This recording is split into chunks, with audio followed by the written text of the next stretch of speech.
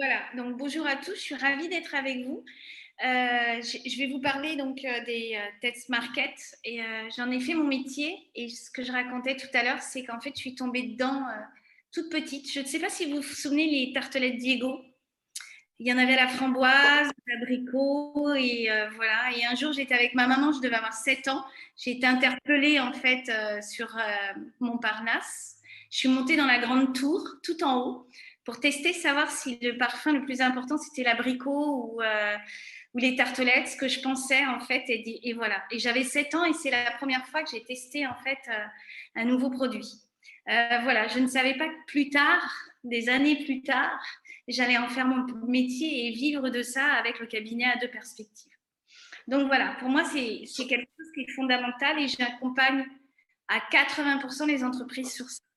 Je vais vous montrer des petits slides pour vous expliquer en fait et partager avec vous. Comme on n'est pas nombreux, on va pouvoir, on va dire, échanger. Je suis bavarde, mais préfère, on va dire, converser que de parler toute seule.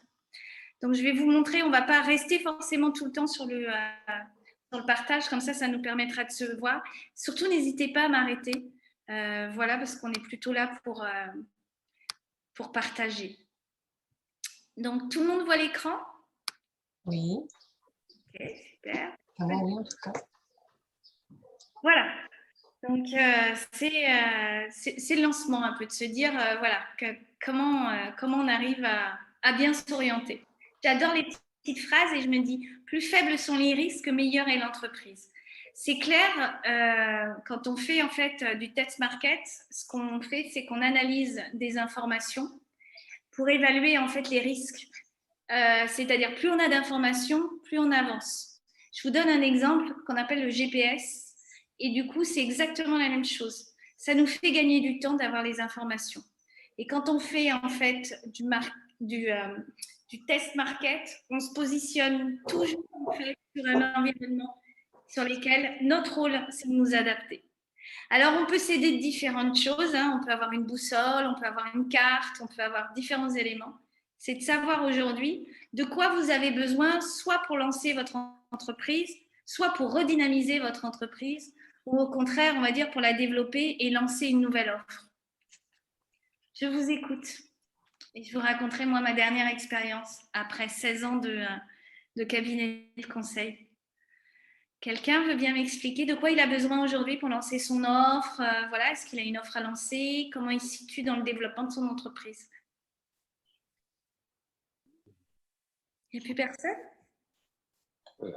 Ça y est, il n'y a plus personne. Pierre, Théo, non, il n'y a pas de... Ouais, j'essaie de voir comment tout fonctionne, j'arrive. Tu veux regarder pour le coup. les gens Moi, je vais étudier le marché avant. Je vais regarder un peu ce qui se fait chez des concurrents. D'accord. Et puis le besoin, et puis je vais tester aussi le besoin. D'accord. Donc, c'est vraiment ce qui va me permettre de me dire c'est une opportunité ou pas. Une opportunité à faire. Et je vais chercher aussi à savoir si l'investissement initial n'est pas trop important. D'accord. Je pense que ça rejoint un peu le sujet aussi du test market, mais je suis quelqu'un d'assez pragmatique, enfin moi personnellement, assez pragmatique et j'applique pas mal les méthodes itératives. Donc du coup, je chercherai toujours à avoir est-ce que le projet que j'ai, on peut le mener de manière itérative ou pas. Je suis feignant. Voilà. Vous êtes quoi? Feignant. Alors là, bienvenue. Moi aussi, je suis super feignante. Et c'est pour ça que j'étudie l'essentiel qui va me permettre d'avancer. En marketing, en fait, on va pas par exemple, interroger tout le monde. On va vraiment cibler. En fait, on est comme des détectives privés, quoi. On va aller faire en sorte de trouver le truc. Moi, j'appelle ça le waouh dans mon positionnement. Bien sûr, je vais regarder ce que font les concurrents, je vais essayer de prendre ma place, m'adapter dans cette mouvance environnementale, un peu économique, en me disant comment je fais. Et en fait, je fais qu'un truc, c'est m'adapter. Mais m'adapter, en fait, non pas par rapport aux autres, mais par rapport à ce que j'ai envie de faire. Et c'est là où c'est intéressant, le test market, c'est de se dire, moi, j'ai choisi de faire ça, comment je vais la mettre en avant? Comment je vais le faire? Par exemple, peut-être Théo, vous êtes en train de lancer une nouvelle bière. Peut-être vous êtes en train de lancer un nouveau concept, une nouvelle façon de la distribuer ou autre. Vous êtes sur quoi? Personnellement, pour l'instant, non. J'essaye tout simplement de tourner avec les produits qu'on a. On y viendra un jour, il faudra qu'on sorte de nouveaux produits, il faudra qu'on déménage de là où on est, qu'on quitte la cove. Et donc là, il y aura forcément du mouvement. Et sois pas si triste, Annie. Mais c'est vrai que pour l'instant, on ne peut pas se plaindre parce qu'on tourne. Donc on n'a vraiment pas à se plaindre. Et on a du mal à assurer la production de nos produits actuels.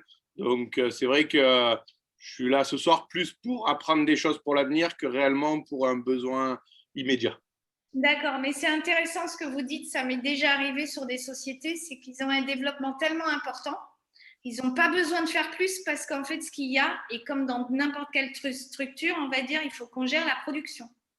Donc, vous êtes sur une problématique, on va dire, qui est, et tant mieux pour vous, qui est une problématique de développement sur lesquelles votre capacité de production prend des risques, entre guillemets. Est-ce que Oui. c'est ça? Oui, c'est exactement ça. En fait, on a grandi trop vite. Ça ne veut rien dire et tout dire à la fois, mais le problème, c'est que c'est très dur de pouvoir réinvestir alors qu'on a à peine 2 ans dans du matériel, mais on commence à atteindre les limites de notre matériel, puisque je suis quasiment au maximum de ce que je peux produire avec ce matériel et que on arrive à le vendre. Donc, pour grandir, il faut réinvestir et puis c'est un peu le serpent qui se mord la queue et savoir quoi faire et à quel moment. Donc, pour l'instant, je produis, je vends. Puis, quand j'aurai un peu d'air pour respirer, je me poserai la question. D'accord. Ça ne veut pas dire quand on se développe qu'on doit rajouter de la production. Ça veut juste dire qu'on peut avoir aussi une approche différente. On peut faire de l'innovation aussi. Alors, soit on fait de la diversification au niveau, on va le faire. Et c'est là où on teste en permanence en fait notre offre.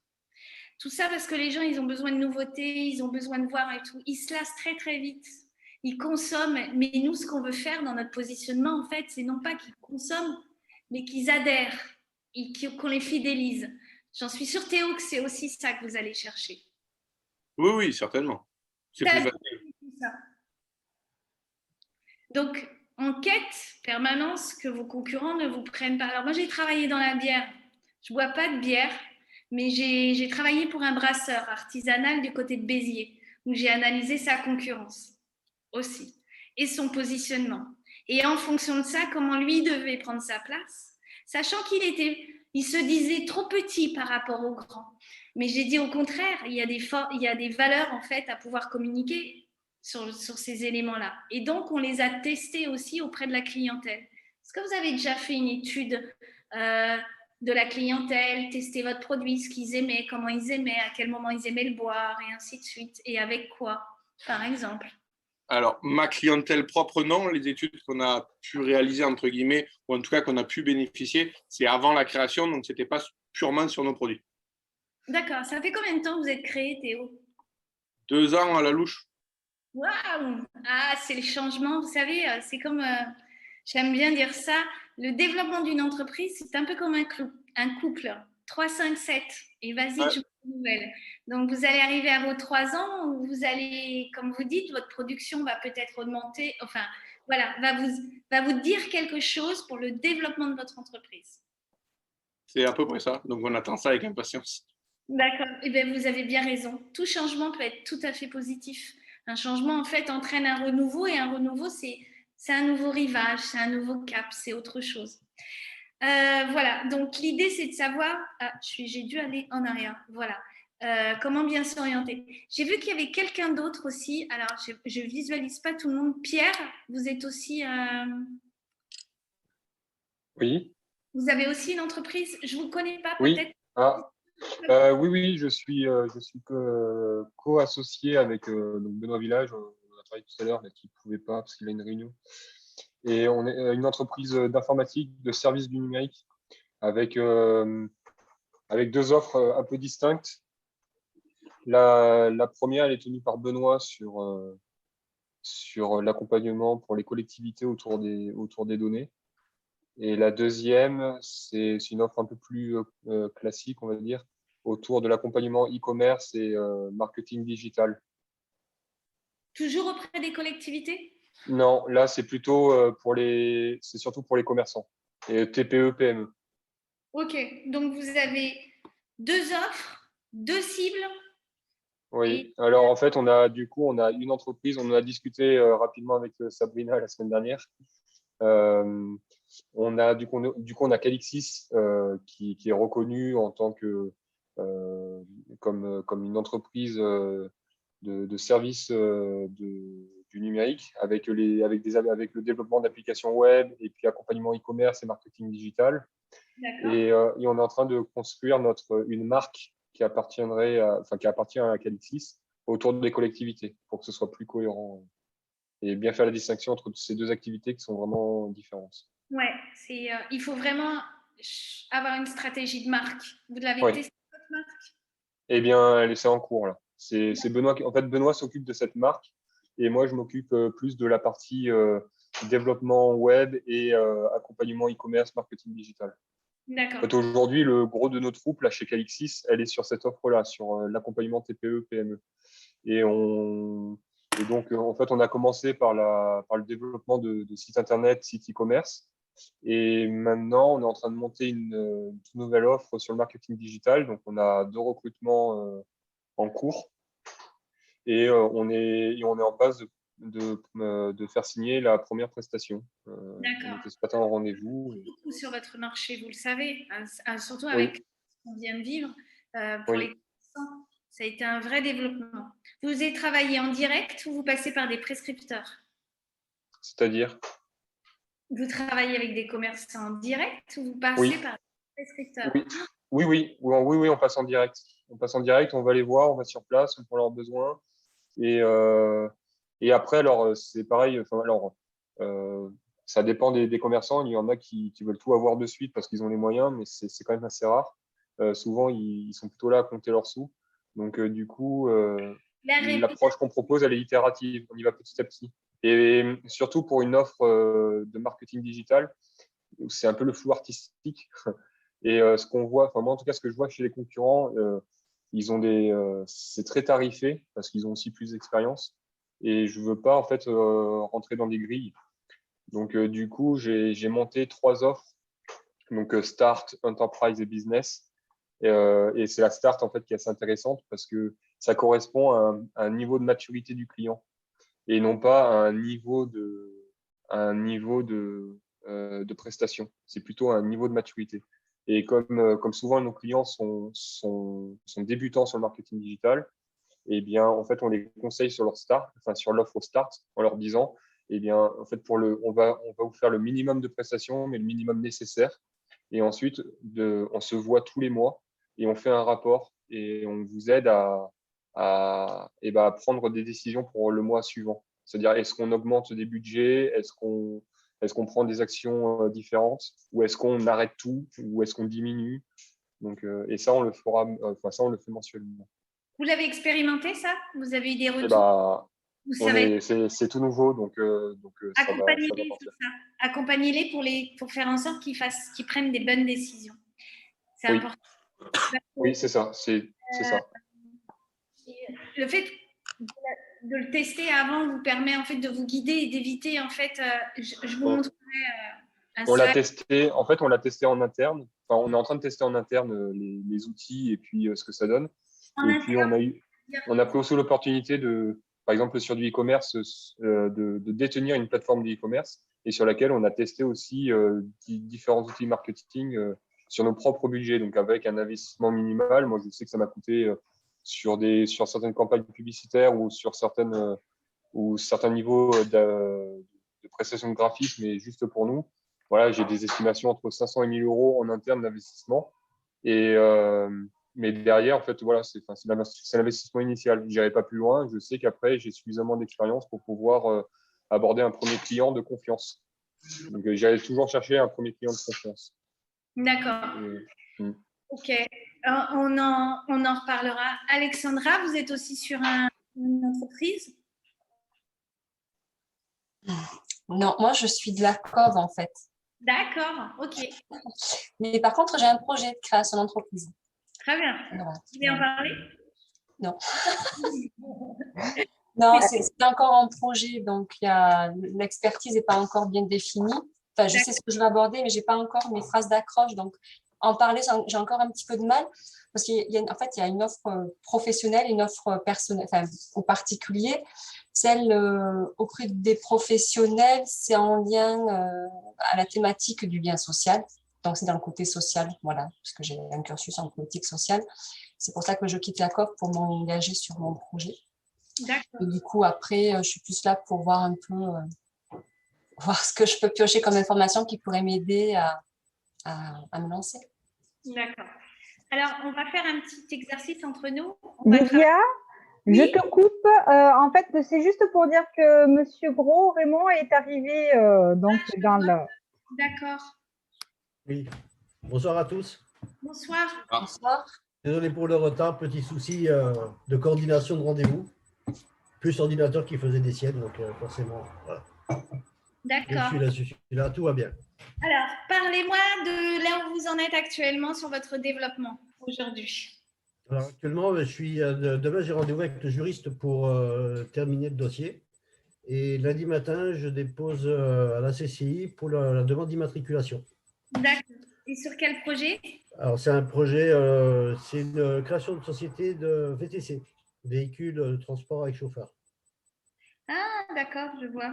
D'accord. Pour des touristes ou pour des séminaires Pour tout le monde, pour touristes, séminaires, anniversaires, mariages, particuliers également. Personnes âgées qui veulent se rendre dans la famille si elle est trop loin, enfin diverses. Il n'y a pas beaucoup de limites. Hormis le médical qui est interdit en VTC, le reste, tout est faisable. C'est très réglementé, tout à fait. Oui, oui, oui. D'accord, ok.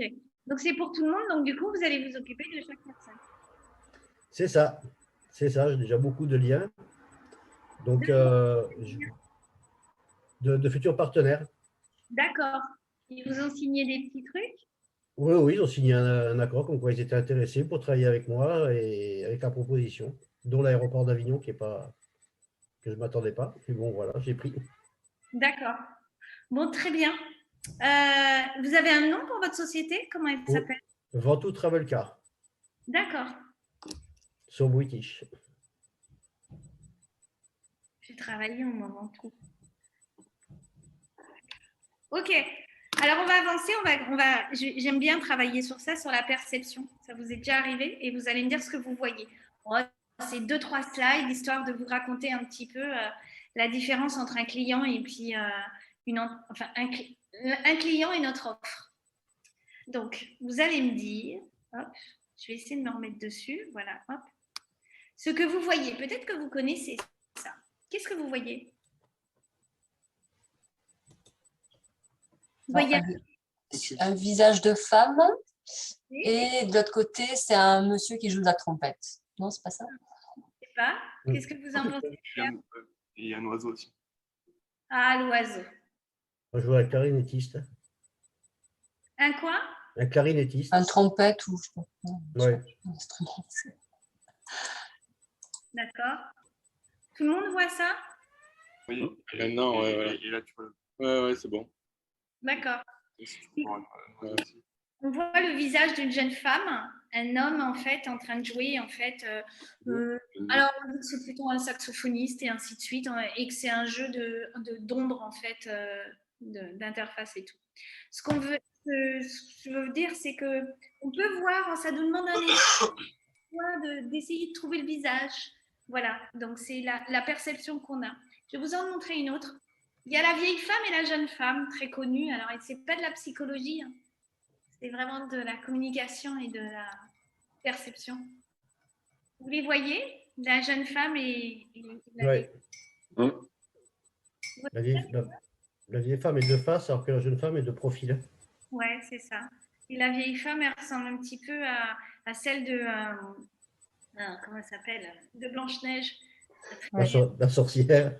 La sorcière. Donc, voilà. Bon, pareil, il y a deux visages. Ça demande parfois de faire un effort et de bien le visualiser. Et là, vous voyez quoi dans la forme du fond?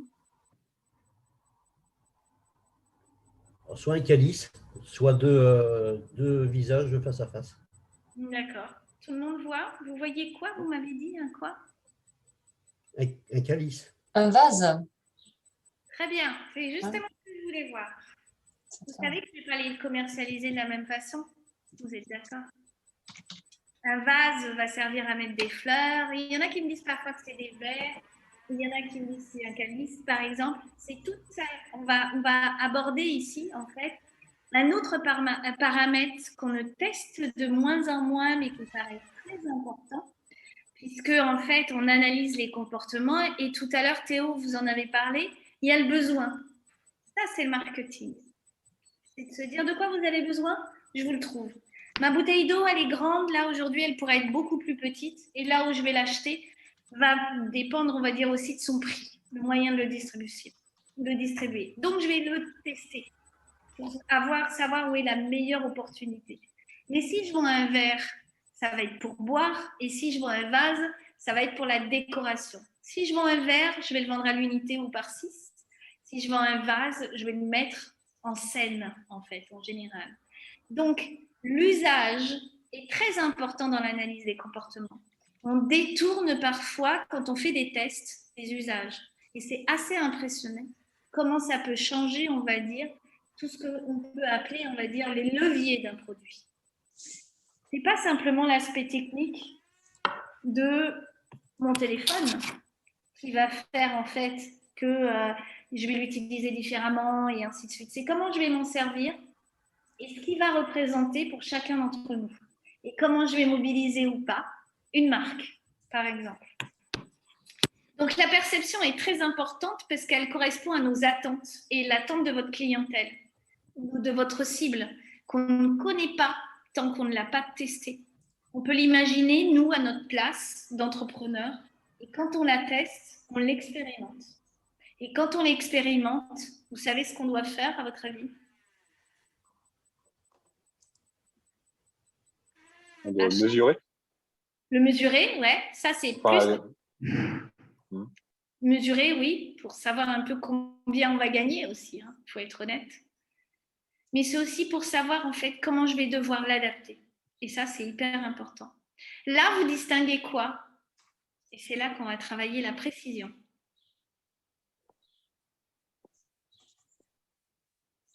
Vous voyez quelque chose?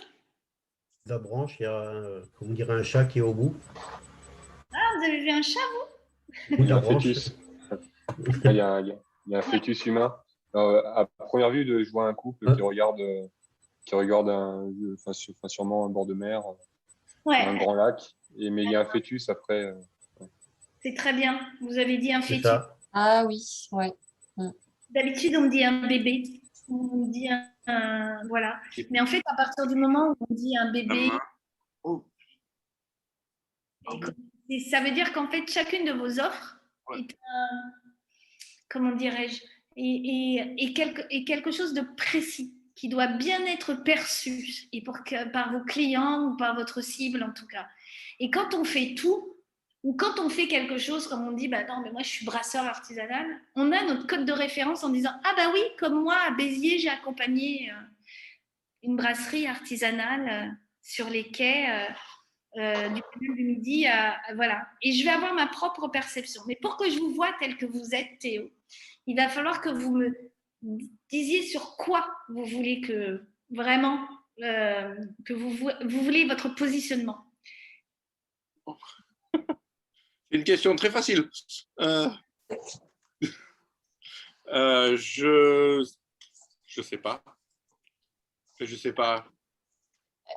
Lydia, est-ce que vous pourriez donner peut-être une idée justement sur comment on pourrait, quel serait le positionnement de Théo, parce que je ne vois pas du tout comment on pourrait se positionner. Une piste, je ne dis pas que c'est celle-là qui est toute place. Alors, quand on est brasseur, en fait, on a plusieurs projets dans notre entreprise. Est-ce que vous voulez la développer, avoir du personnel, créer des marques et ainsi de suite, et qu'elle soit, on va dire, distribuée peut-être au niveau régional, donc vraiment dans le Grand Sud. Et là, je prends l'exemple d'Alaric. Vous connaissez Alaric? Je me doutais quand vous avez dit Béziers, je vous rassure. Eh bien non, je n'ai pas travaillé pour Alaric. J'ai travaillé pour son concurrent. J'ai travaillé pour la Gorge Fraîche. Et vous les connaissez? Également, et je ne les mettrai pas en concurrence, mais je comprends ce que vous dites. Ah, je ne les mets pas en concurrence, vous savez pourquoi? Parce qu'ils ont un positionnement totalement différent. À l'opposé total. Exactement. Et c'est Ils pour ne ça vendent que... pas le même produit. Comment? Ils ne vendent pas le même produit. Non, mais quand on arrive à Béziers et qu'on veut acheter de la bière artisanale et que vous passez incognito dans une boutique et vous dites « Oh, ben, j'aimerais bien, mais mon mari, il adore la bière artisanale, je fais du tourisme sur Béziers, laquelle vous me conseillez ?» Et en fait, c'est là où vous allez percevoir le positionnement de chacun, comme vous me dites. Et c'est pour ça, moi, votre bière, je me dis, est-ce que c'est de la Gorge Fraîche ou est-ce que c'est d'Alaric? C'est quoi la bière de Théo? C'est quoi sa place sur le marché? Grande question. À ce jour, ça serait très prétentieux de ma part de dire que je ressemble à Alaric, sachant qu'il doit faire globalement 15 ou 20 fois ce que je fais. Et je suis gentil, je pense. Même plus que ça. Et donc, à ce jour, j'aurais plus tendance à me rapprocher de la Gorge Fraîche. D'accord. Avec un côté un peu humour, soirée après, after, j'organise, on va dire, un événement par an qui vraiment reflète l'identité de la Gorge Fraîche, la Gorge Fraîche, pardon. Ou est-ce que j'ai un positionnement un peu plus entreprise, comme Alaric et ainsi de suite? Ça, c'est comment vous êtes perçu et comment vous voulez être perçu. Je peux vous donner un autre exemple, celui que tout le monde connaît, c'est McDo. Oh, mais moi, je travaille avec de la production de viande locale qui vraiment respecte. Voilà. Est-ce que c'est vrai? Est-ce que c'est pas vrai? Entre l'image perçue et l'image voulue. Et ça, il faut le tester en fait. Parce que nous, on a notre positionnement, comme quoi on est une entreprise locale, on travaille vraiment sur ça. Et puis, vous allez avoir des clients ou des cibles qui régulièrement vont modifier votre image. Et c'est pour ça que c'est toujours intéressant de tester en fait son marché et son concept, parce qu'il va dépendre de l'expérimentation que les gens vont en faire. Sans doute, Théo, vous allez être la bière locale que tout le monde adore et qu'on fait en after, en fait, en sortant, et connue essentiellement par les habitants. Ou au contraire, en fonction de là où vous allez la distribuer et comment vous allez la distribuer, ça va devenir, on va dire, une perception nationale et internationale avec les touristes en disant, si tu vas du côté de Carpentras, il faut absolument que tu boives la bière de Théo. Voilà. Bah, après, excusez-moi, là je suis arrivé en retard, donc je ne connais pas tout le monde, mais l'exemple de Théo, moi je le verrais aussi dans un système que moi j'ai essayé de travailler, dans un système de partenariat. C'est-à-dire, tout à fait. Moi, en fait, dans ma façon de travailler, déjà, je vais travailler qu'autour du Ventoux. Mais par contre, je mets trois types d'orientation. Où j'ai une orientation sur tout ce qui est forcément vélo, promenade. J'ai une clause aussi qui est pour tout ce qui est découverte de produits du terroir. Donc, la truffe, la lavande, tout ça. Et j'ai une partie aussi pour travailler avec de découverte avec des artisans. Avec des artisans où justement les gens, quand ils n'ont pas trop d'idées, d'endroits à découvrir, je peux leur proposer d'aller découvrir une brasserie artisanale sur le secteur. Ouais. C'est un système de partenariat où ça met en avant aussi, j'ai envie de mettre les artisans du secteur aussi en avant.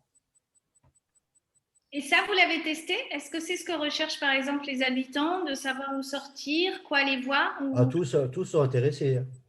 Tous, c'est combien tous? J'en ai une bonne vingtaine. D'accord. Une bonne vingtaine et donc voilà. Là, je vais assister à la rencontre interprofessionnelle à Bédouin. Bédouin, j'ai travaillé à Bédouin. Et qu'il y avait sur les professionnels du Ventoux récemment, il y a à peu près 2-3 semaines. Et quand j'ai expliqué ma façon de voir, c'était ces intéressés. Bien sûr. Mais les touristes n'ont pas tous déjà des programmes prédéfinis.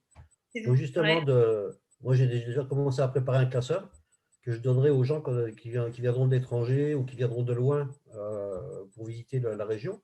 où ils auront à loisir de choisir tous les endroits où ils pourront visiter. D'accord. Et ils vont à l'office de tourisme en général, c'est le point d'entrée. Oui, les offices du tourisme, je serai référencé, mais ce n'est pas la même démarche. Moi, c'est vraiment une démarche de face à face, en direct. D'accord. Et comment on fait pour vous trouver si demain je vous Mont Ventoux? Après, il y aura tous les outils de communication pour me trouver après. D'accord. On va avancer. Je vais vous parler en fait du chemin en fait, du parcours du développement d'une entreprise, de ses vies, des 3, 5, 7 et de sa continuité. En fait, l'intérêt, c'est que plus on a d'informations, moins on prend de risques. Donc, comment on fait pour réduire la part d'imprévisibilité pour une innovation ou une entreprise dans des environnements économiques maîtrisables? Est-ce qu'on maîtrise toujours notre environnement économique? La première chose, c'est qu'il faut avoir une méthode. Parce que vous avez raison, Théo, moi aussi je suis feignante. Quand on a une méthode, ça veut dire qu'on a une organisation.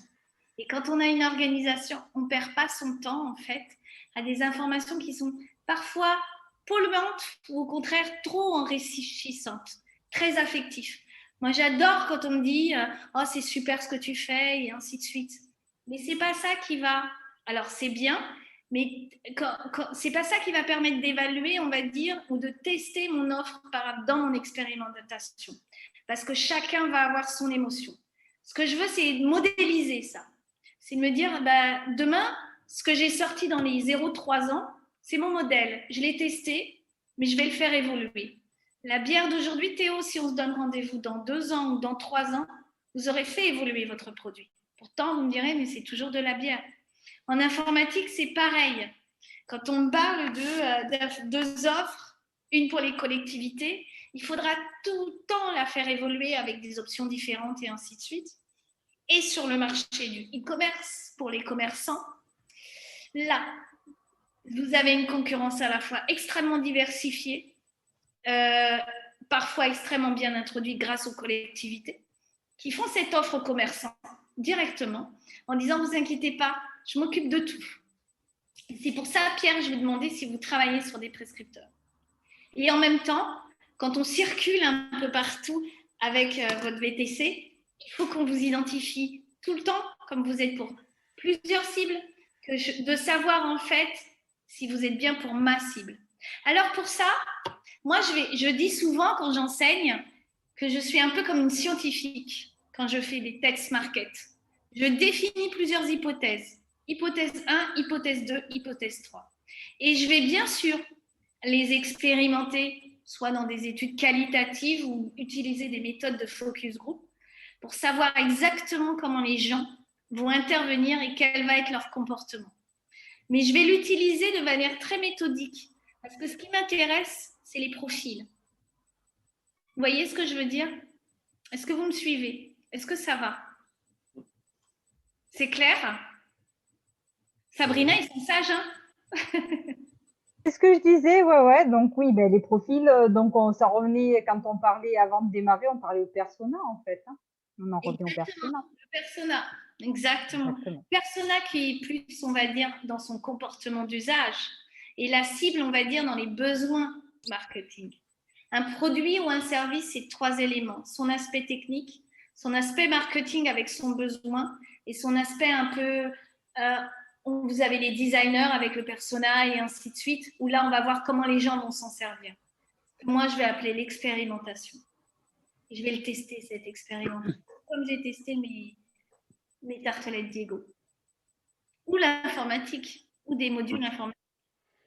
Et sur l'informatique, ça me parle bien, hein, parce que j'ai une dizaine d'expériences dans le développement informatique. Et ce sont des méthodes qu'on applique souvent. Et là, on a une application qu'on a en cours de livraison. Et ce que je fais au client, alors le premier module va partir en bêta test la semaine prochaine. Bien sûr. Et avant les bêta tests, donc sur le principal référent business, chaque semaine, je lui mettais l'application en fait dans les mains. Je lui expliquais même pas le protocole. Je n'aime pas les modes d'emploi. Quand je reçois un mode d'emploi à titre personnel, j'ai tendance à ne pas vouloir les lire. Mais c'est d'autant plus vrai dans les applications web. On ne livre pas une application avec un mode d'emploi. L'application doit être suffisamment intuitive. Et bref. Donc du coup, je mets l'application dans les mains de l'utilisateur, je lui explique rien. et il doit et en fait, on observe avec mon designer principal, on observe le comportement utilisateur. Et on note en fait ce qui va pas, ce qu'il faut changer. Et parfois, on a des retours qui sont assez intéressants. Typiquement, sur une application en mode tablette, ce qui était prescrit dans un pseudo cahier des charges, c'était que la tablette devait être utilisée en mode paysage. Et la semaine dernière, j'ai livré la tablette au client, et quand il a pris la tablette, il a pris naturellement sous format, en mode portrait. Et ça absolument rien, ça peut paraître bête, hein, mais ça n'a absolument rien à voir sur l'utilisation et sur la conception de l'interface. Donc, et c'était assez intéressant Et du coup, vous en êtes servi de cet usage, de justement le fait qu'il l'utilise plutôt en mode portrait? On pense différemment parce que les dimensions ne sont pas du tout les mêmes. Alors, de manière générale, on pense toujours à ce qu'on appelle au responsive, donc il faut que ce soit compatible pour toute taille d'écran, quelle soit la forme, etc. Mais quand on est sur des délais très courts, on met des priorités. Et là, la priorité, elle était sur le mode paysage, et en fait, c'est clairement sur le mode portrait. Et on n'affiche pas les mêmes informations, on les affiche pas de la même manière. Ouais, c'est vrai. En fait, tout ça, on peut le voir qu'à partir du moment où on observe. L'observation, c'est le développement de sa curiosité et de voir un petit peu comment les gens fonctionnent, comment les gens consomment la bière, où ils vont l'acheter et ainsi de suite. Voilà. Comment ils font pour se renseigner, en fait, pour connaître, on va dire, votre VTC, où je peux aller le chercher. Et ça, c'est dans leurs habitudes à eux qu'il faut aller être là où ils sont, en fait. Dans l'informatique, c'est intéressant de voir l'usage, comment ils s'en servent, comment ils l'utilisent, comme vous dites, portrait et ainsi de suite. Et l'intuition, ça a beaucoup été développé parce que en fait, l'informatique avant appartenait vraiment à un informaticien. Maintenant, elle se démocratise. Tout le monde fait de l'informatique quelque part. Donc, il faut accompagner, mais on ne peut pas tout le temps être derrière. Mais en même temps, ne pas fonctionner non plus avec des modes d'emploi parce qu'on ne les lit pas. Donc, il faut s'adapter. Encore une fois, il faut s'adapter. Mais il y a une méthodologie, encore une fois, pour bien s'adapter. Alors, je vais passer un peu le slide. Alors, ça constitue... Alors, moi, j'aime bien faire ça parce que c'est un vrai challenge pour l'entreprise. C'est très dynamisant, en fait, de faire des tests, de rechercher, de conceptualiser, de planifier, d'investir. Ce que vous disiez, Théo, il y a des étapes, en fait. Et surtout, moi, j'ai une phrase, je dis, moi, ce que je veux, c'est faire gagner de l'argent à mon entreprise. C'est s'assurer aussi que le produit que je vais sortir, il est viable. Moi, je me suis rendu compte que la dernière offre que j'ai sortie, elle était extrêmement viable, mais alors extrêmement exigeante. Et peut-être que je n'étais pas assez armée pour développer tous les moyens nécessaires pour pouvoir arriver à ce que j'avais, entre guillemets, lancé comme promesse. Ça veut dire que quand vous faites votre test market, vérifiez votre promesse. On n'y pense pas ça, mais c'est votre promesse. C'est très important. Vérifiez qu'elle tienne. Parce que c'est ce que vous allez en fait dire. Vous allez dire par exemple, il n'y a pas de souci, ça marchera toujours, ou vous avez une autonomie de 24 heures. Voilà, ça c'est votre promesse. Testez-la pour savoir si c'est 24 heures qu'on a besoin et non pas 48 heures. Parce que la promesse, c'est ce que vous dites, mais c'est ce que le client va attendre. Et si en fait on ne tient pas ces promesses, eh bien voilà, c'est la perception qu'il va en avoir. Lui, il était persuadé que c'était un vase, il n'a pas vu des verres. Donc, à force de lui donner à boire, en fait, il a dit, mais non, c'est pas ça que je veux. J'ai mon bouquet de fleurs qui est en train de faner. C'est ça les différentes hypothèses. Et bien dans ce cas-là, je vais faire des verres beaucoup plus petits pour pouvoir avoir des verres et ainsi de suite. La fiabilité en fait de ces nouveaux produits, elles doivent être réalisées vraiment de plus en plus parce qu'on a une visibilité qui est de plus en plus importante en termes de concurrence. On peut tout voir aujourd'hui et tout comparer. Donc à partir du moment où vous le testez, vous savez exactement qui est votre cible, qui est votre persona et comment il veut l'utiliser. Si c'est déjà un utilisateur, Pierre, il sait comment il va l'utiliser, mais il l'a préacheté. Que là, vous pouvez en fait aller voir comment vous pouvez l'adapter pour qu'il l'achète encore plus. Et qu'il puisse évoluer dans votre demande. Parce que on s'adapte aux produits, on s'adapte aux clients et on s'adapte à nos ressources. Est-ce que c'est clair pour vous? Ça va? C'est bien d'avoir… Ce que je remarque en fait, c'est que vous avez plusieurs usages dans vos produits et donc plusieurs cibles et donc plusieurs offres, mais qui ont un dénominateur commun, ce qu'on appelle votre ADN. Est-ce que vous, pardon, je vous coupe, mais est-ce que vous avez un pourcentage de, alors c'est très global, mais un pourcentage d'échecs sur le lancement de nouveaux produits, de manière très, très générale? Ouais, j'en ai un là, il n'y a pas longtemps. J'en ai eu un. C'était très dur d'ailleurs. Mais il existe un pourcentage, je ne sais pas moi, est-ce qu'il y a, je sais pas, 80% des nouveaux produits, dans la durée, c'est-à-dire que 56% des produits qui ont été testés en fait à la base ont une durée de vie, ou 56% des entreprises qui font des startups qui font des tests market ont une durée de vie au bout de 6 ans supérieure à 56% ou un truc comme ça. Après, plus un produit est testé sur le marché et adapté, modifié, et ça dépend de la capacité du porteur de projet ou de chef d'entreprise à accepter de modifier son produit suite au test en fonction de ce que va vous dire le marché. Et j'ai eu ça pour une pompe à vélo. Alors, c'était pas une pompe à vélo, c'était avec une pompe à air liquide. Voilà, donc j'ai fait un test market sur une cible assez importante à l'étranger et ainsi de suite, parce que l'idée c'était de le commercialiser dans les pays qui font plus de vélo. Mais il ne voulait pas que je parle de sa pompe. Donc j'ai été vite exprès et à moindre coût, mais suffisamment assez pertinente pour savoir qu'en fait, il aura des résultats. Quand on ne parle pas du produit, on ne peut pas le tester. On peut tester les comportements, de dire ah ben non, moi j'utilise une pompe, ça m'arrive souvent de crever, et ainsi de suite et tout. Et il m'a dit, à la fin de mon étude, ah mais ça, Lydia, je le savais. Je fais, ben oui, je le sais que vous saviez. Maintenant, est-ce que vous savez comment votre produit va être réalisé? Et là, j'ai utilisé une méthode qui s'appelle le focus group. J'ai fait venir des distributeurs, des professionnels du vélo, des amateurs de vélo, des gens qui en font loisir et ainsi de suite. Et j'aurais parlé de la pompe et tout ça et tout. Je trouvais qu'au niveau du concept, c'était super intéressant. Et je leur ai montré. Et là, le produit s'est écroulé. Parce qu'il était trop lourd, parce qu'il ne correspondait pas à l'ergonomie et à l'évolution du vélo. Et du coup, écouter son environnement et l'adapter, l'expérimenter avant de le lancer, ça vous fait gagner énormément d'argent, ça vous fait gagner du temps et ça vous fait être le plus performant possible. Et c'est ça que vous allez rechercher. Si vous ne le testez pas, vous le lancez, bien sûr, vous aurez toujours des gens qui l'achèteront, qui le consommeront, mais vous aurez aussi des gens que vous aurez perdus parce que justement, cette curiosité d'aller écouter ce que disent les autres, ça a une valeur pour l'adapter. J'ai eu un produit là récemment, c'est un produit pour l'application des couleurs pour des professionnels, pour un salon de coiffure.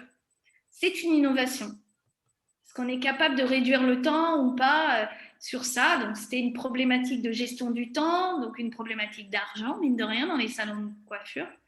Voilà. Mais en fait, non, c'était pas à 80%. Les gens m'ont dit qu'ils n'en avaient pas besoin. Donc, j'ai dit qu'il fallait le retravailler parce qu'on n'avait pas le produit, encore une fois, pour pouvoir en fait considérer que cette réponse était valable. Il fallait en fait savoir qu'il n'y avait pas d'attente sur le temps, prendre les informations nécessaires et pouvoir les retravailler et les retester en fait, vraiment, réellement, pour avoir une adaptabilité à la cible. Parce qu'un produit n'est jamais mauvais ni bon. Un produit est adaptable en fonction de ce qu'attendent les cibles ou les personas. Si juste l'élément d'adaptabilité, vous l'entendez, votre produit marchera. Et il marchera longtemps. Il faudra le renouveler pour qu'il se réadapte en permanence. L'environnement est mouvant en permanence. Est-ce que ça répond à votre question, Pierre? Oui, très bien. Merci. Commercialement, quand on effectue des tests market, moi, j'aime bien savoir à quoi ça sert. Déjà, je suis un peu comme… voilà, j'aime bien donner cet exemple. Mon grand-père, il avait un vieux réveil qui faisait tic-tac, tic-tac, tic-tac. tac. Et je voulais savoir comment ça fonctionnait, comment il arrivait il le posait et puis ça tournait et ainsi de suite. Et bien, une fois que j'ai compris comment fonctionnait son réveil, j'ai compris comment fonctionnait le marché. Donc, je sais où il faut aller, quel prescripteur il faut aller chercher, le partenaire qu'il faut que je prenne pour que mon lancement de produit, il se fasse de manière performante. Pas de manière d'un lancement, de manière performante. Je veux prendre ma place, donc je la prends dans cette façon-là. Je ne me laisse pas conduire. Voilà, je fais ce que vous avez dû faire, ce que j'adore faire, de la stratégie. Voilà. Ça ne veut pas dire que je suis le premier, mais ça veut dire que je suis celui qu'on voit bien, celui qui correspond à mon ADN, qui correspond à ce que je veux être. Et plus on est sur ce qu'on veut être, plus on va dire quelque part, eh ben, on a un vrai moteur, quoi. Ça sert aussi à renouveler les besoins des consommateurs. Moi, je trouve que consommer, c'est zapper, en fait. Fidéliser, c'est très... moi, j'ai appris la fidélisation et j'ai fait des études de comportement. En fait, j'ai fait le lancement de Canal Satellite. Donc ça, je sais que tout le monde connaît. Et j'étais en fait au service interactif. Donc, je développais, mais pour les abonnés. Et donc, du coup, on avait des cellules pour tester la télécommande, les écrans et tout. Et ben, je peux vous dire, heureusement qu'on les a testés parce que nous, jeunes chefs de produits à l'époque, on a fait plein de bêtises. Voilà, ça ne correspondait pas. La touche sortie correspondait à la touche dite des programmes. Enfin, bon, voilà. Parce qu'on ne peut pas tout voir. Mais celui qui ose faire et laisser faire, en fait. Ça, c'est important.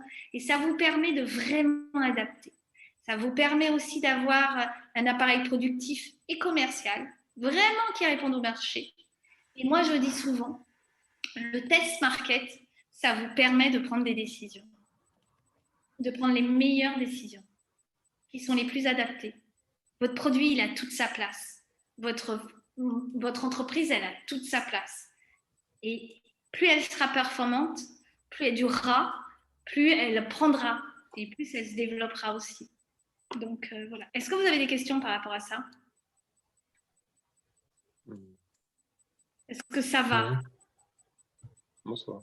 Oui. Bah après, une fois quand on écoute, quand on connaît bien le produit qu'on a entre les mains et qu'on va face aux professionnels, qu'on prend contact avec les professionnels du secteur dans notre domaine et qu'on essaie de savoir quels sont leurs besoins, sur quel secteur, dans quel domaine on pourrait les accompagner ou leur apporter un service.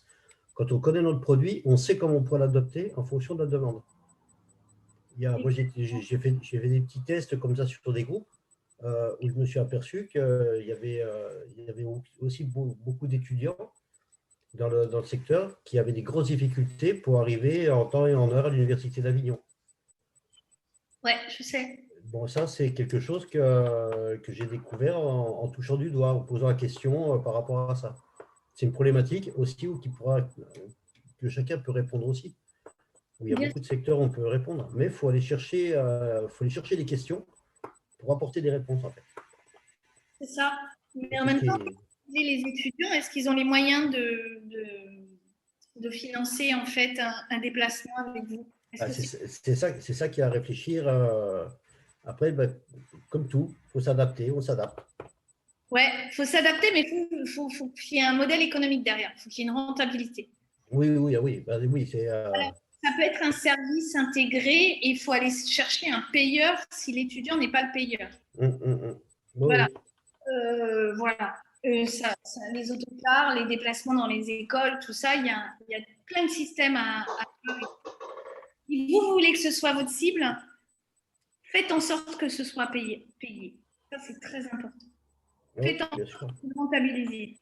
C'est pas spécialement une cible, mais c'est une question comme ça que je vais pouvoir au niveau du marché, quels étaient les potentiels et les besoins qu'il pouvait y avoir par rapport à tout ça.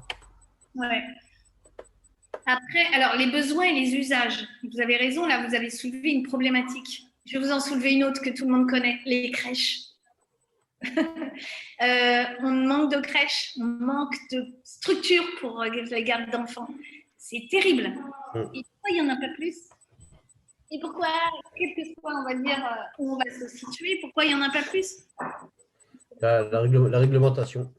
C'est la réglementation et la capacité, en fait, à encadrer des jeunes enfants. Entre les 0-3 ans et les plus de 70 ans, c'est les populations à risque.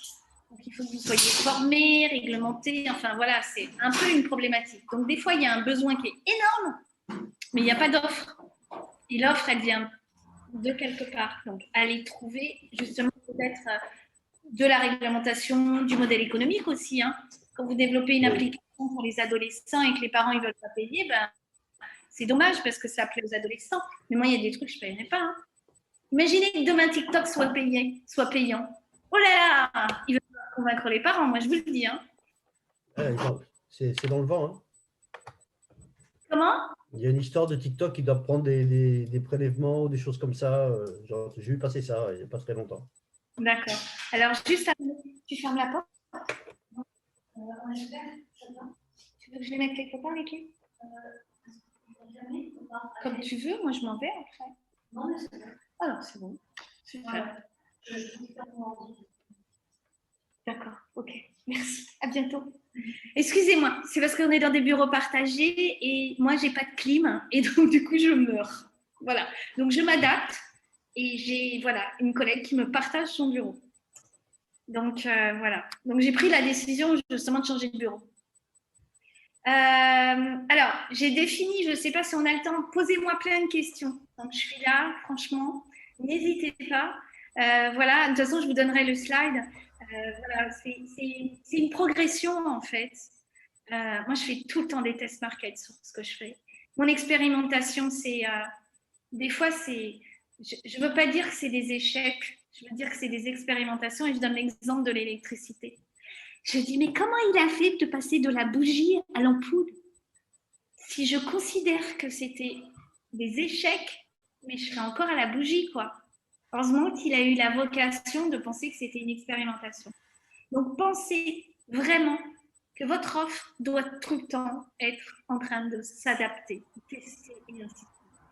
Moi, j'ai des bêta-testeurs sur des offres, mais des fois, elles ne sont pas là pour acheter. Elles sont là pour me dire, oui, mais tu devrais faire comme ça, comme ça. Attention, là, je n'ai pas compris ce que tu as dit. On ne sait pas ce que tu veux faire. Je dis, mais si, c'est super et tout. Non, on ne comprend pas. C'est vrai, des fois, je suis tellement convaincue, tellement dans l'émotion de mon offre, que elle n'est pas claire. Voilà.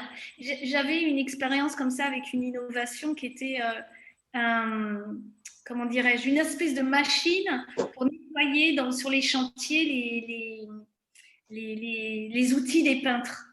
Mais nous, sur la pépinière d'innovation qui était l'école des mines, on s'attendait à une petite machine puisque c'était pour des peintres individuels. Pas du tout.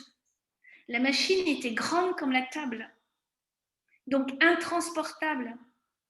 Et en fait, on a réadapté, ça fait 3 ans quand même, on a réadapté le projet et ainsi de suite. Maintenant, c'est pour les maçons. Parce que mais ça correspond plus, en fait, à ce qu'ils ont besoin pour éviter, en fait, de polluer les eaux usées. Enfin, voilà, tout le concept derrière tout ça. La réadaptation fait partie d'une offre pour qu'elle soit performante et pérennisante. Ça ne se dit pas, mais en tout cas pérennisée. Lydia, je vais peut-être juste un peu te couper parce que je vois que c'est déjà 18h et je ne sais pas si les participants à ce webinaire ont prévu un peu plus de temps pour savoir si je te demande d'accélérer un petit peu ou pas. Est-ce que vous pouvez me répondre pour le coup, Pierre, Raymond, Alexandra? Moi, j'en ai une deuxième qui va démarrer juste à côté. D'accord. Ouais. Moi, je ne vais pas tarder non plus. Hein. Alors, je vais juste finir sur ça et vous le trouverez en fait. Faites tester régulièrement vos produits, ce qu'on appelle les attributs du produit, sur la proposition de valeur, et j'aime bien dire l'ADN, parce que c'est important.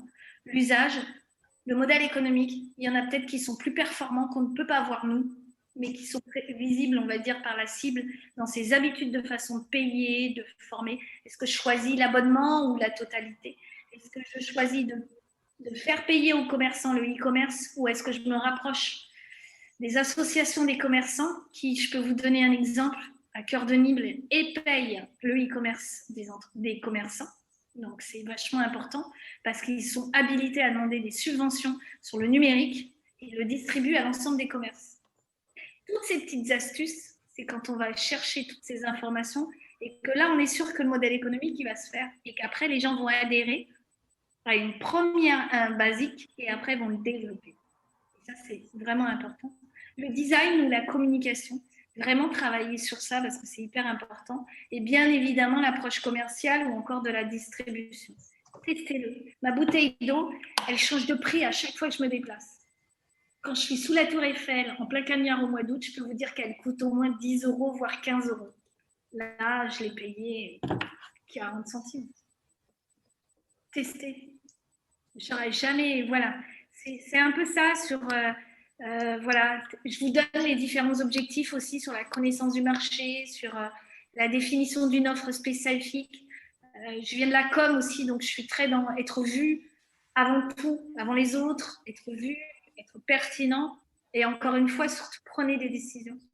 Prenez des décisions en fonction des choix que vous avez à prendre et des hypothèses que vous pouvez avoir en fonction des cibles, des personas, et voilà. Peut-être que vous avez des questions. Et de toute façon, le slide est à vous. Non, moi, la seule question que j'avais, c'est de savoir s'il y avait une procédure, une méthodologie, en fait, en gros, pour faire du test market. Alors, il y en a plusieurs. Je vous en ai mis quelques-unes, en fait, en termes d'abord, je dirais, de prendre des bêta-testeurs, de faire ce qu'on appelle un guide d'entretien, savoir exactement ce que vous voulez savoir sur les tests, voilà, et de le faire régulièrement. Alors, régulièrement, ça dépend du produit. Mais ne pas aller faire ne pas utiliser des bêta-testeurs qui sont des acheteurs. Utiliser des bêta-testeurs qui sont là pour tester le produit. Ne les payez jamais. Moi, c'est ma philosophie, parce qu'à partir du moment où je les paye, ils vont avoir envie de me faire plaisir et me dire les bonnes infos. À partir du moment où ils sont libres de la critique, ils sont là pour tester et ils vous donnent plein d'informations. Moi, je le fais régulièrement. Une étude est valable, on va dire, alors tout dépend des produits, mais entre 6, ça peut être 6 mois, une étude, en tout cas, voilà, des tests. C'est, voilà, si vous êtes dans l'innovation, je vois là, j'ai accompagné des personnes qui sont aujourd'hui devenues des grosses entreprises. Là, je vous ai mis la méthodologie, acquérir une méthode, donc prioriser les informations. Moi, je sais que ce qui compte, c'est la rentabilité et après le développement des offres. C'est-à-dire vivez pour pouvoir développer des offres. Une entreprise qui n'est pas dans une dynamique et dans la création de plusieurs offres, elle n'est pas obligée de sortir toutes les offres d'un coup. Par contre, elle est obligée d'être dans une dynamique d'offres. J'en sors une, j'en sors deux, j'en sors trois. C'est trouver ses concurrents. La méthodologie, elle peut être sur un groupe, c'est-à-dire avoir des bêta-testeurs ensemble qui testent ou au contraire de manière individuelle. Voilà. Et après, c'est mettre en cohérence votre offre et la demande et pouvoir rectifier, aller chercher les leviers et ainsi de suite. Poser les bonnes questions. Alors, il y a la concurrence, il y a tellement d'éléments qui peuvent être... mais dans la méthodologie, voilà, il y a des choses qu'il ne faut pas... La cible est prioritaire, la concurrence est importante, l'ADN est importante. Et c'est cette méthode, en fait, qui vous permet de... C'est comme... voilà, il ne faut pas... j'allais dire, il ne faut pas dire, bah, je fais que étudier la concurrence et ça me va. C'est un mix, mais un mix vraiment hyper intéressant. Et tout à l'heure, je crois que c'était Théo qui disait qu'il était feignant. Il faut être feignant quand on veut avoir des bons tests. Parce qu'il faut déléguer pour pouvoir les faire. Et en même temps, il faut savoir s'occuper et prioriser ses cibles et ses informations. Et pas faire tout. On ne peut pas s'adresser à tout le monde. Ça veut dire s'adresser à chaque personne. Moi, je le dis tout le temps. Ça. Par contre, avant de faire toutes les estimations de chiffre d'affaires et compagnie, on peut commercialiser au plus vite le produit. Vous pouvez... Ouais, c'est vraiment le système anglo-américain de dire je lance mes tests en informatique, c'est ça. Hein. Je lance et je vois bien les réactions. Je le fais gratuitement et puis après, je passe un mois gratuit et puis après, je passe à l'abonnement, par exemple. Et là, vous avez des retours. Moi, j'ai été bêta-testeuse de Bouygues il y a, pour les premiers portables. J'avais 8 heures gratuites par mois. Ouais, mais sauf que personne n'avait de portable. Donc, mais c'était super. Et j'ai testé, je répondais et ainsi de suite. Et j'ai fait j'ai contribué avec ma petite goutte d'eau, on va dire, à améliorer les téléphones portables. Mais toutes les grandes boîtes font des tests en permanence. Nous, on testait, mais tout le temps, tout le temps. Moi, j'ai un profil grand compte, j'ai travaillé dans une banque et tout. On testait tout le temps. On réadaptait. Et vous savez, plus on réadapte, ce qui se passe, c'est que les clientèles, elles augmentent. Parce qu'il faut écouter le marché. Le marché, il est là pour dire ça, je le prends, ou sinon, de toute façon, j'ai une concurrence, donc je vais ailleurs. C'est ça qui est un peu délicat aussi. Ce qui est délicat parfois, c'est de déterminer quel investissement initial on place sur le produit avant de le mettre sur le marché. Je vais prendre l'exemple, j'ai des exemples concrets, mais sur sur mon passé professionnel plutôt, là, on va prendre l'exemple de Michelin qui teste des pneus. Donc ils vont, un peu comme ce que vous venez de dire, ils donnent des pneus en fait à des salariés qui s'inscrivent au programme et qui peuvent du coup tester des nouveaux pneus avant qu'ils soient commercialisés à 100% sur le marché. Et eux, ils bénéficient de pneus innovants gratuits. Par contre, on ne peut pas mettre un pneu qui ne soit pas viable. Enfin, il y a trop de risques. On est obligé de faire des... Donc, il y a un investissement quand même initial à apporter dans ce cas, qui est quand même assez important pour éviter d'avoir des accidents de route liés à des défauts. Bien sûr. Là, on est sur un risque premier qui est vraiment la sécurité. Ça, je vois. Alors... je peux prendre aussi sur une prestation de service en informatique. Donc c'est un peu plus lié à mon cas actuel.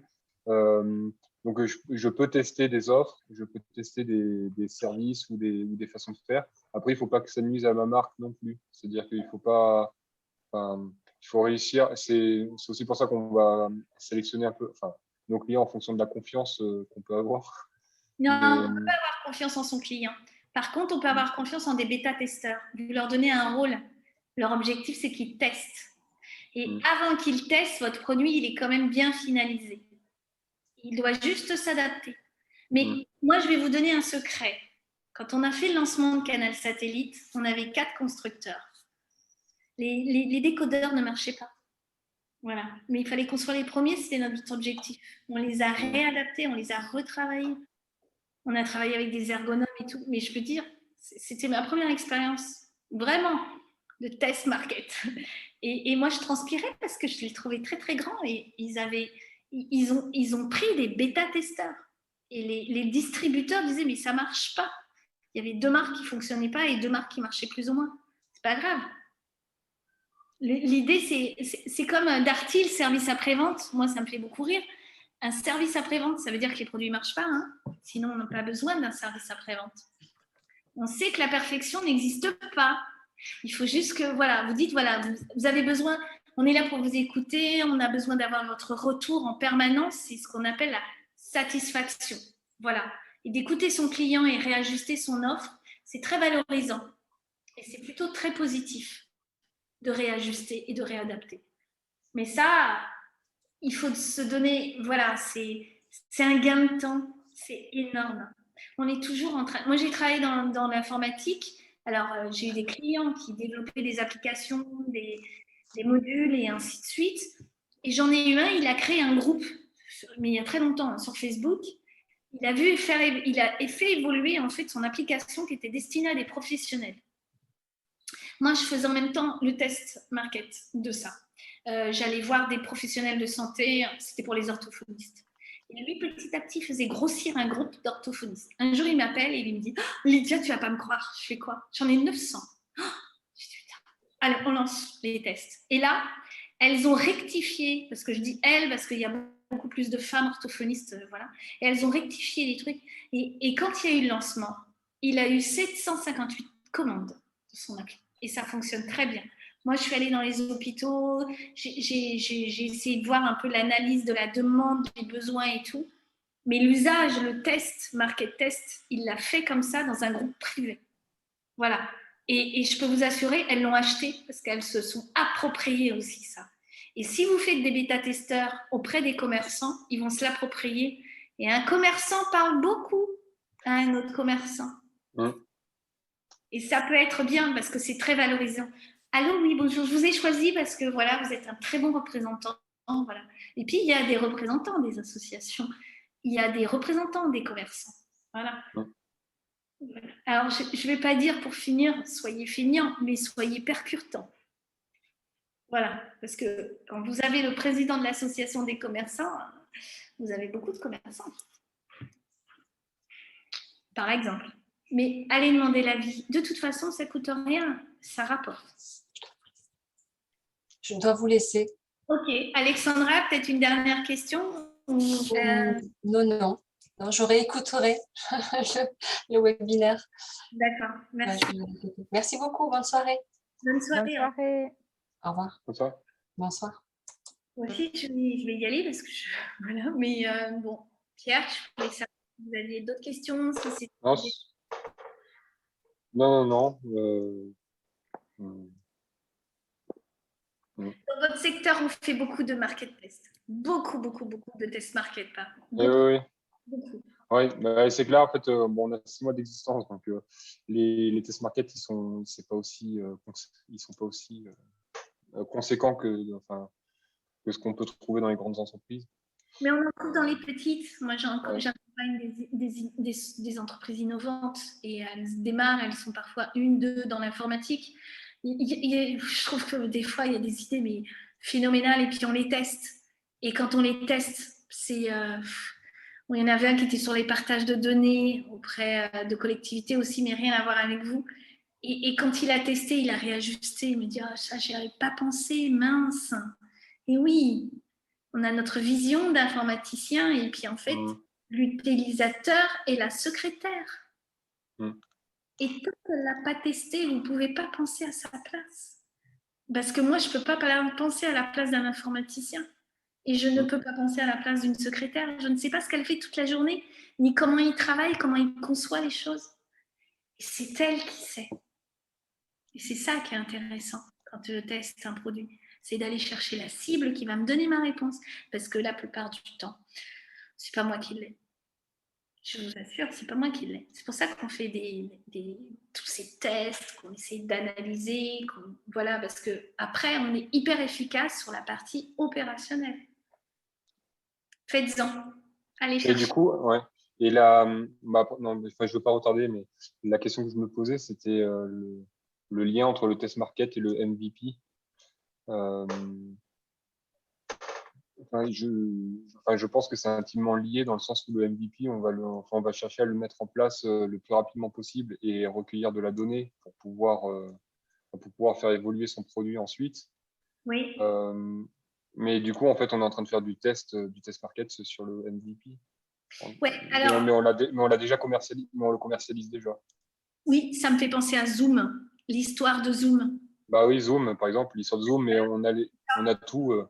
Un exemple qui est souvent donné pour le MVP, enfin dans le Lean Startup, c'est, je ne sais plus quelle marque qui a lancé dans le e-commerce la vente de chaussures en ligne. C'était complètement aberrant pour tout le monde de vendre des chaussures en ligne, parce que qui allait acheter des chaussures en ligne, sachant qu'on allait, on se dit des chaussures, il faut les essayer, je les achète pas en ligne. Il y en a un qui s'est dit mais non, mais ça peut marcher. Il a développé donc son MVP et il a eu des commandes. Il a eu des commandes et en fait, ça lui a permis d'éprouver son produit et du coup de le tester, de tester tous les comportements. Donc on fait du test market sur MVP, mais on a déjà commencé à commercialiser l'offre. Oui, bien sûr. Ouais. Mais tant que vous pouvez la réajuster. Moi, j'ai eu un projet, c'était intéressant, c'était dans l'informatique, c'était pour voir la gestion du temps des salariés et des travailleurs indépendants sur du consulting. Ça a cartonné, il venait du Canada, ça a vraiment très très bien fonctionné au Québec, pas de souci. En France, pas du tout. Heureusement qu'il l'a testé avant de le commercialiser réellement. Parce qu'en France, en fait, les salariés avaient l'impression d'être fliqués. Oui. Et alors qu'au Québec, le comportement est parfois différent d'un pays à un autre, d'une profession à une autre. Eux, ils avaient l'impression d'augmenter leur performance et de gagner du temps. Parce qu'ils se rendaient compte, en fait, qu'ils passaient trop de temps, par exemple, à définir un devis. Et qu'en même temps, ils n'avaient pas assez de temps sur l'audit. Et ça, c'est un élément qu'on peut prendre en disant, on peut observer Et nous, quand on avait fait l'étude, on avait eu des retours, mais tellement négatifs. Ouais, c'est parce que mon patron veut savoir ce que je fais, ou c'est parce que, comme je suis indépendant, on veut savoir pouvoir le facturer correctement, donc ça va réduire mes coûts. Et non, pas du tout. C'est pour optimiser ton travail aussi. Moi, je l'ai pris. Moi, j'ai optimisé mon travail comme ça. Je l'ai testé. Voilà. Il y a des choses qui... Et puis, surtout que quand on teste, quand on se lance vraiment dans du test market, on est là pour récolter des informations. Et donc, du coup, les gens, en général, ils donnent beaucoup. Voilà. Et de casser les a priori. Et ils cassent parce qu'on a des a priori sur des produits et en fait, le test révèle beaucoup de choses. Ouais. C'est ça. Et ça casse les a priori. C'est pour ça que ce qui nous intéresse, c'est les profils, pas les gens. Parce que moi, je peux correspondre à un profil, mais si vous me dites est-ce que je préfère le bleu ou rouge, c'est mon opinion. Voilà. Et de là, ne déclinez pas une offre, mais définissez vraiment un profil. Voilà, par rapport à des comportements d'achat, des comportements de... Et vous le verrez, je suis gauchère, ça c'est super... Ça c'était quelqu'un qui faisait de la déco, de l'aménagement, tout ça. Et quand il a vu comment je fonctionnais sur son meuble, il m'a dit, mince, elle est gauchère. Il n'avait pas pensé au gaucher. Ben ouais, je n'ouvre pas les portes de la même façon. Bon, j'avais prévenu Sabrina et Annick, j'étais extrêmement bavarde. J'avais prévenu. C'est tellement passionnant. Ouais. Donc voilà, mais c'est tellement. Alors juste, ça n'a rien à voir, mais j'ai beaucoup aimé travailler avec la Fabrique du Sud, qui est les anciennes glaces Pilpa. Et eux, ils ont fait une glace artisanale sur une glace industrielle. Donc ça, c'est des changements de positionnement. Ça, c'est important. Et ils l'ont testé. On l'a testé dans la grande distribution. Je les ai accompagnés là-dessus. Ils étaient 17. Après, j'ai travaillé aussi sur les vignes. Un vigneron qui s'en sortait pas et tout. Et on a développé non pas un produit, on a développé un service. On a fait appel à des entreprises et ça s'est énormément développé, ça. Des entreprises et des particuliers pour l'entretien de leurs parcelles. Moi, je suis contente, il y a ma parcelle. J'ai ma petite parcelle de vin et je l'entretenais, le vin. Et à la fin, vous repartez avec un diplôme, un tire-bouchon avec le label, voilà. Vous payez en plus pour travailler. C'était un concept. Moi, je me suis amusée, franchement. Franchement, je me suis amusée parce qu'on n'y croyait pas trop. Aller changer le comportement d'un vigneron, c'est aussi difficile que commerçant.